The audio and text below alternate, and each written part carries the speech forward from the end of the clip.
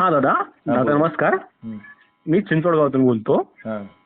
आणि चिंचवड गावामध्ये एक जी पोलीस चौकी आहे, जी मेन पोलीस चौकी आहे, ज्या ठिकाणी ज्या नो पार्किंगच्या गाड्या उचलून जिथे घेऊन जातात त्या जागी, त्या ठिकाणी तिथे काही माणसं आहेत. ओके. ते माणसं काय करतात, रोज ज्या नो पार्किंगच्या गाड्या उचलल्या त्याने तिथे नेऊन गाड्या ठेवणार आणि जो त्या गाड्यांचा ओनर आहे, तो ओनर जेव्हा येतो गाडी घेण्यासाठी त्या ठिकाणी त्याचं नाव लिहिलं जातं एका वहीवर. ओके. एक नोटबुकच त्यांनी तयार केली आहे आणि त्या नोटबुकवर नाव लिहून त्या माणसांकडून त्यांनी फाईन घेत नाहीत. नो पार्किंगचा जेवढा फाईन आहे ना, मग त्यांचा रेट तिथं फिक्स आहे. त्यांनी काय करणार, तिथं 700 रुपये घेणार पर पर गाडी मागं. आणि मी हे त्यांच्याकडून ऐकले असंच की हा जो फाईन आहे, हा फाईन म्हणजे जी त्यांनी ब्लॅक मध्ये जी अमाऊंट घेतली आहे ही वर ट्रान्सफर होत असते, प्रत्येकांना जात आहे. हे ऐकले. आणि मी ही डोळ्यांनी खूप वेळेस बघितली, एक वेळेस नाही. आणि हा जो टाइम आहे ना, जो 4च्या नंतर सायंकाळी ही खूप जास्त ऍक्टिव्ह असतात. इथे चिंचवड गावामध्ये एल्प्रो मॉल आहे आणि एल्प्रो मॉलच्या पुढे नो पार्किंगची जागा आहे आणि तिथं काही गाड्या नो पार्किंग मध्ये पण असतात. नेमकं त्या गाड्या उचलणार आणि तिथल्या गाड्या तिथे नेऊन लावणार आणि त्यांचा रेट फिक्स आहे 700 रुपये गाड्या मागं. त्यांनी वर पण नाही आणि खाली पण नाही जाणार. ओके. आणि चाफेकर चौकातून आणि दुसरी एक अडचण आम्हाला आहे, चाफेकर चौकातून जो चिंचवड चौकात जाणारा जो रोड आहे त्याच्या सेंटरमध्ये एक चौक आहे, एल्प्रो चौक. ओके. त्या ठिकाणी काही ट्रॅफिक पोलीस आहेत. ते कधीच काम करणार तुम्हाला दिसणार नाही, कधीच. तुम्ही कधी पण या. ते जिथं कामिनी हॉटेल आहे त्या झाडाखाली बसून असणार. ओके. आणि काहीच काम नाही करणार. मग दिवसाच्या शेवटी जेव्हा थोडी सायंकाळ होते 5-6च्या दरम्यान, मग ते माणसं काय करणार, जे डिलिव्हरी आहेत ना, जे डिलिव्हरी बॉय असतात, हा, त्यांनी पकडणार आणि त्यांच्याकडून त्यांनी पैसे काढणार. त्यांनी काहीच काम नाही करणार. आणि जो माणूस चाललाय, चांगला माणूस दिसेल तर कधीच नाही हात लावणार त्याला, कधीच नाही पकडणार. फक्त डिलिव्हरी बॉय दिसला ना 100% त्याला पकडणार.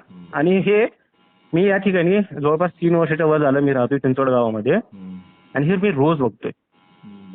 आणि तिथे खूप मोठा रोड आहे, आम्हाला रस्ता क्रॉस करता येत नाही. हा दादा, हेच होतं सांगायचं मला. काय करता? मी दादा सॉफ्टवेअर इंजिनियर आहे. तुम्ही सॉफ्टवेअर इंजिनियर आहे. आणि हे जे वहीमध्ये लिहून घेतात 700 रुपये घेतात, हे किती महिन्यांपासून चालू आहे तुम्ही पाहताय? दादा तुम्हाला खरं सांगतो, हे 1.5 वर्ष झालं जवळपास मी पाहतोय. तुम्ही का पाहते सांगतो, कारण मी माझी एक वेळेस गाडी उचलली होती त्यांनी एल्प्रोच्या पुढं. मी त्या टाइमला मी लावली होती, मला मान्य आहे, आणि त्याचं माझी चुकी होती आणि मी त्या गाडीचा माझा फाईन दिला. कधी उचलली होती? ही खूप अगोदरची गोष्ट आहे. मी फाईन दिला म्हणजे मी 700 रुपये नाही भरले. मी म्हणलं 2-3 महिन्यात काय प्रकार पाहिला तुमच्या डोळ्यासमोर? हाच बघतोय, हा रोज बघतोय प्रकार. का बघतोय, कारण मी रोज बघतोय. का बघतोय सांगतो. आता 2-3 महिन्यात तुम्ही पाहिला का प्रकार? पाहिलंय. मी रोज पाहतोय दादा, एक वेळेस नाही. 2-3 महिने पाहिलेत तुम्ही आता मागचे? हो. आणि तुम्हाला हे पण सांगतो का पाहिलं. हे गाड्या उचलून देतात का तुमच्या इथनं गेले 2-3 महिने? हो दादा, 2-3 महिने नाही, हे खूप अगोदरपासून चालू आहे. पण मी अगोदरपासून चाललोय. मी मागच्या 2 महिन्याचं विचारतोय तुम्हाला. हो. खूप लांबचं नका सोडू. गेल्या 2 महिन्यात तुम्ही गाड्या उचलताना पाहिलं का त्यांना? पाहिलं? हो. रोज पाहतोय. आणि मी सायंकाळी थोडं वॉकिंग करत असतो, चालत असतो इकडे तिकडे. मला बोलायला संधी द्याल का? हा चालत होता. हो. गेले 3 महिने झाले हे गाड्या उचलायचं आणि टोईंग व्हॅन याचं कॉन्ट्रॅक्ट संपलं होतं आणि गेल्या 2-3 महिन्यामध्ये अशा एकही गाड्या यांनी उचलल्या नाहीत. यांनी पीटीपी ऍप आणलं होतं पोलिसांनी की गाड्या उचलण्यापेक्षा सामान्य नागरिकांनीच कुठं तुम्हाला गाडी नो पार्किंग मध्ये वगैरे दिसली तर तुम्ही डायरेक्ट फाईन मारू शकता. याच्यासाठी कुणाची गाडी मर्सिडीज असो, BMW असो, रोल्स रॉइस असो किंवा केवढीही मोठी महागाची गाडी असो किंवा सरकारी गाडी जरी असेल तरी सरकारी गाडीवर पण पोलीस फाईन मारून घेत होते. हे तुम्हाला माहिती का? तुम्हाला पोलिसांनी 3 महिन्यापूर्वीच पीटीपी ऍप म्हणजे पुणे ट्रॅफिक पोलीस असं ऍप आणलं आणि त्याच्या मार्फत आहे ना पोलिसांनी या टोईंग व्हॅन आणि या ज्या काही गाड्या उचलायचा प्रकार आहे ना हा सगळा बंद करून टाकला. बरं, ठीक आहे दादा, मी तुम्हाला व्हिडिओ पाठवतो. ऐका ना, मी काय सांगतोय. मग मी आता ट्रॅफिक पोलिसांना नेहमी भेटत असतो, बोलत असतो, त्यांचं काय चाललेलं असतं मला माहिती म्हणून सांगतोय दादा. बरं का? मी तुम्हाला विचारतोय, मी तुम्हाला तेच विचारतोय. या 2-3 महिन्यात पण जर तुम्ही गाड्या उचलताना पाहिल्या असेल तर असं होऊ शकत नाही, कारण की ते टेम्पोच त्याचं कॉन्ट्रॅक्ट जे होतं ते संपलेलं होतं महाराष्ट्र लेवलवरचं. बरं काय ते एकाच व्यक्तीकडे काहीतरी कॉन्ट्रॅक्ट आहे आणि त्याच्या सगळ्या गाड्याच बंद होत्या. त्यामुळे गेल्या 2-3 महिन्यात दिसल्या नसतील. त्याच्या आधीचा असेल, मी नाही म्हणत नाही, तुमचं म्हणण्याला विरोध करत नाही. आणि आता साधारणतः आता 5 का 6 तारखेपासून या महिन्याच्या ते परत टोईंग आणि त्या सगळ्या गाड्यांचं कॉन्ट्रॅक्ट परत साईन झालंय आणि त्या गाड्या आता परत या 4-8-10 दिवस झाले त्या परत गाड्या चालू झालेल्या आहेत. मी नाही म्हणत नाही, तुमच्या गोष्टीला विरोध करत नाही, पण मी तुम्हाला मागाशी ते विचारलं ते 2-3 महिन्यापूर्वी झालो का. हा पहिला प्रकार. आणि दुसरा प्रकार जो तुम्ही म्हणताय की वहीमध्ये पैसे 700 रुपये घेतात आणि वहीमध्ये लिहून ठेवतात, 700 रुपये घेतात आणि वहीमध्ये घेऊन. आता मी तुम्हाला त्याच्यापेक्षा एकदा गोष्ट सांगतो. 700 रुपये द्यायची गरज काय? सरकारने जो काही दंड मारलेला आहे 1000-1500 रुपये, तो बी इमानदारी देऊन टाकायचा ना. कशाला त्या पोलिसांना पैसे द्यायचे?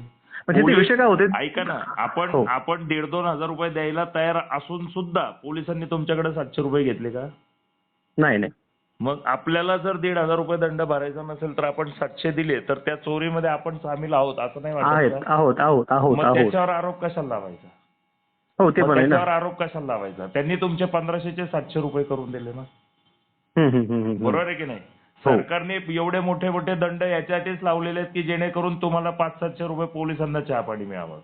आणि जर पोलिसांना चहापाणी मिळतंय किंवा पोलीस जर करप्शन करतात असं आपलं म्हणणं असेल तर मग जो काही इमानदारीने सरकारने 1000-1500 रुपये जो काही फाईन मारलेला आहे तो रीतसर इमानदारीने भरून टाकावा. कशाला पोलिसांना 700 रुपये द्यावे? हो भरलाच पाहिजे. बरोबर आहे का नाही? बरोबर. पोलीस 700 रुपये देतात आणि आपणही ते घेत पण असतील. मी घेतात की नाही घेतात मी या वादात पडत नाही. आपल्याला जर ते 700 घेतात एवढं जर आपल्या मनाला खूपच असेल तर सरकारने लावलेले 1000-2000 रुपये जे काही दंड असतील ते भरून टाकायचे ना. कशाला टेन्शन घ्यायचं? हो, तो तर भरलाच पाहिजे होता. बरोबर आहे की आपल्याला 1000-2000 रुपयाचे पैसे वाचवायचे असतात म्हणून आपण 700 द्यायला तयार आहोत. हो. बरोबर आहे. मग याच्यात पोलिसांची चूक आहे का? नाही. जो रिश्वत देत असतो तोच पहिला गुन्हेगार असतो. मग तिथंच तर प्रॉब्लेम आहे. मग ते पोलीस 700 रुपये घेऊन डायरीमध्ये लिहितात. त्याच्यात पोलिसांना आरोप प्रत्यारोप आपण कसं करू शकतो? कसं करायचं? बरोबर. बरोबर. आपण नाही सर, आपण शपथ खाऊन टाका ना. नाही 700 नाही 12 द्यायचेच नाहीत. सरकार दंड मारताना 1,500-2,000 आपण 1,500-2,000 रुपये फेकून टाकायचे तोंडावर. हो. बरोबर आहे. कशाला 700 रुपये भरायचे? हो. बरोबर आहे की नाही? बरोबर. जर आपण अख्खे पैसे भरायला तयार असेल तर 700 रुपये तो घेतोय त्याचं दुःख वाटणार नाही ना. नाही. बरोबर आहे की नाही? बरोबर. पुढच्या वेळेस कधी तुम्हाला पोलीस दिसले की त्याला म्हणायचं 700 रुपये देणार नाही, जो दंड असेल तो मी भरायला तयार आहे. म्हणजे तुम्हाला टेन्शन येणार नाही. आणि जे लोक 700 रुपये पोलिसांना देतात ना त्या लोकांचे व्हिडिओ बनवा तुमच्या सोशल मोबाईलवर. पोलिसांचा व्हिडिओ नाही करायचा. जी लोक 700 द्यायला तयार होतात ना त्यांचा व्हिडिओ बनवा की पोलिसांना करप्शन करायला ती लोक भाग पाडतात. राईट. बरोबर आहे का चूक आहे? राईट. बरोबर. पोलीस करप्ट नाहीयेत. आपण त्यांना करप्शन करण्यासाठी भाग पाडतो. आपण संधी देतो त्यांना. नाही संधी कशाला द्यायची? सरकारचे जे काही फाईन असतील ते भरून टाका. कशाला पोलिसाला चहा पाणी द्यायची गरज आहे? बरोबर आहे की नाही? टेन्शनच भेटलं. बरोबर आहे की नाही? कशाला ते पोलीस यंत्रणाला आपण चोर म्हणण्याआधी त्यांना चोर बनवण्यासारखी परिस्थिती ही सामान्य जनता त्याच्यावर येते. आणि आपल्याला जे 1000 आणि 1,500 रुपयाचे दंड पडतात ना 1,500 आणि 2,000 रुपयाचे दंड याला कोण जबाबदार आहे? कोण जबाबदार आहे? आपण जबाबदार आहे. आपण नाही जबाबदार त्याला कोण जबाबदार आहे माहितीये? आपण ज्यांना निवडून देतो ना ते नेते दंड किती घ्यायचा ते ठरवतात. बरोबर आहे. पोलीस सकाळी कामावर येताना आज मी एवढ्या रुपयाचा दंड घेईन असं तो त्याच्या मॅन्युअल मध्ये स्वतःहून लिहून येत नाही. बरोबर आहे ना. बरोबर आहे. एवढे मोठे भले मोठे दंड हे आपल्यावर कोणी लादले? ज्यांना आपण निवडून नेऊन सत्तेत बसवलं ना त्यांनी एवढे मोठमोठे दंड उभे केले. आणि त्यांनाही माहिती आहे की 1000-2,000 रुपये दंड पब्लिक भरणार नाही. 500-700 रुपयाची मलाई पोलिसांना खायला मिळेल. आणि पोलिसांच्या ह्याच्यात ते सगळेच जण टप्प्याटप्प्याने खातात.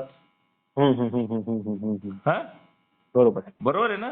बरोबर आहे. ते खातात असं जर आपला आरोप असेल तर आपण देणं बंद करा. जो काही आपल्या बिचाऱ्या लाडक्या नेत्यांनी सगळेच लाडोबा आपण निवडून दिलेले आहेत ना त्या लाडोबांनी आपल्यावर लादलेले दंड आहेत ते आपण भरा ना सगळ्यांनी इमानदारीने. आहे की नाही? बरोबर आहे की नाही? आपले सगळे लाडोबा आहेत की नाहीत नेते? बरोबर आहे का नाही का? कळलं का आपल्या देशाची अवस्था? हो ते समजली तर आता काय ऑब्जेक्शन आहे? ऑब्जेक्शन तर काहीच नाही, हेच होतं सांगायचं. झालं आणि का दुसरं क्लिअर? हो हे क्लिअर झालं. पण दादा एक आम्हाला प्रॉब्लेम खूप जास्त आहे. मी इथे एस्केप सोसायटीत राहतो. आम्ही इथे जिथे राहतात तिथंच एक चौक आहे. तिथले पोलीस विभाग कधीच काम करत नाही, कधीच नाही. पोलीस काम करत नाहीत दादा, सिग्नल ऑटोमायझेशन वर टाकलेले आहेत. बरोबर आहे? नाही दादा सिग्नलच ऐका बंद ना, आहे. ऐका ना. हम्म. सिग्नल हे ऑटोमॅटिक चालतात आणि सिग्नल हे पाळणं हा आपलं काम आहे. बरोबर दादा आहे? सिग्नलच ऐका नाही ना, तिथे. ऐका ना. आता सिग्नल नसतील तिथं, सिग्नल नसतील तर कुठल्याही वेळेस 24 तास माणूस कोण काम करतो? नाही कोण काम करतं? कोणीच नाही करत. सांगा ना. ज्या पद्धतीने ट्रॅफिक पोलीस 24 तास त्या धुरळ्यात उभं राहून काम करतात ना, काय त्यांना विचारा त्यांची परिस्थिती काय आहे. एक 2 तास ना रस्त्यावर उभं राहून आहे ना ट्रॅफिक मॅनेज करायला उभे राहा, बघा कसं वाटतं. बरोबर आहे का चूक आहे? बरोबर आहे. 24 तास त्या धुरामध्ये उभं राहणं चेष्टा नाहीये साहेब. हो सर. मी तुम्हाला टू बी फ्रँक म्हणजे कसं आहे माणुसकीच्या नात्याने ना त्या ट्रॅफिक पोलिसाकडे बघा, तो धुराळ्यामध्ये उभा राहतो. हा तो ट्रॅफिक मध्ये उभा राहतो. येता जाता मोठमोठ्या गाड्या ते अडवत नाहीत वगैरे. मगाशी तुम्ही जो ऑब्जेक्शन घेतला, मोठमोठ्या गाड्या ज्यांच्या असतात त्यांचे लागे संबंध कुठपर्यंत असतात? बरोबर आहे का चूक आहे? बरोबर. आणि लागे संबंध असल्या कारणाने एखाद्या मोठ्या नेत्यांनी त्याची नोकरी घालवली तर काय केवढ्यात जायचं त्याला? बरोबर आहे? त्याच्यावर ही परिस्थिती ज्यांनी ओढवली तो कोण आहे? आपला लाडोबा नेता. हो हो हो हो. बरोबर इथे- आहे? इथे- इथे तर काय दादा? या पोलिसांच्या अवस्थेला आणि या पोलिसांच्या परिस्थितीला जर कोणी जबाबदार असतील ना तर ते राजकारणी आहेत दादा. राजकारणी. बरोबर आहे की नाही? हो. आपण कधी राजकारण्यांना याविषयी प्रश्न विचारणार? विचारलं पाहिजे. विचारा ना. आपला संविधानिक अधिकार आहे. तुमच्याकडे आधार हो. कार्ड आहे ना? हो तुम्ही या देशाचे नागरिक आहेत ना? हो. मग विचारा ना प्रश्न. सोशल मीडिया सारखा मोबाईल आपल्या हातात आहे, सोशल मीडिया आपल्या हातात आहे. मी तसे प्रश्न विचारतो तसे विचारा. बरोबर आहे? तुम्ही एक आयटी इंजिनियर आहात, जबरदस्त टॅक्स भरत असाल गव्हर्नमेंटला. बरोबर आहे का चूक आहे? हो हो हो. हा? जर आपण चहा पितो, चहामध्ये साखर कमी असेल तर आपण त्या जोरात चहावाल्याला विचारतोय बारक्या साखर नाही राहतात म्हणतो की नाही? हो हो. मग 10 रुपयाचा चहा घेताना आपण रुबाब शोधतो तर आपले एवढे करोडो रुपये टॅक्सेस सरकार नेतं. जर त्यांच्याकडनं अशा सोयी सुविधा चुकीच्या पद्धतीने वापरल्या जात असेल आणि आपल्याला ट्रीट वेगळ्या पद्धतीने केलं जात असेल तर बोला ना दादा सोशल मीडियावर. बोला ना. नक्की दादा. हा? स्वतःच्या मोबाईलवर व्हिडिओ बनवा आणि सोशल मीडियावर पोस्ट करा आणि विचारा प्रश्न प्रशासनाला. संविधानिक अधिकार आहे प्रत्येकाला आपल्याला. बरोबर आहे का चूक आहे? बरोबर आहे. बरोबर. पाया पडतो हा आवाज रेस करा आणि विचार करा. कुठलीही गोष्ट आपण एखाद्यावर आरोप प्रत्यारोप लावतो ना त्यावेळेस खूप गोष्टींचा विचार करा की याच्या मागचं बेसिक कारण काय आणि याच्या मागं मेन सूत्रधार कोण. कळलं का?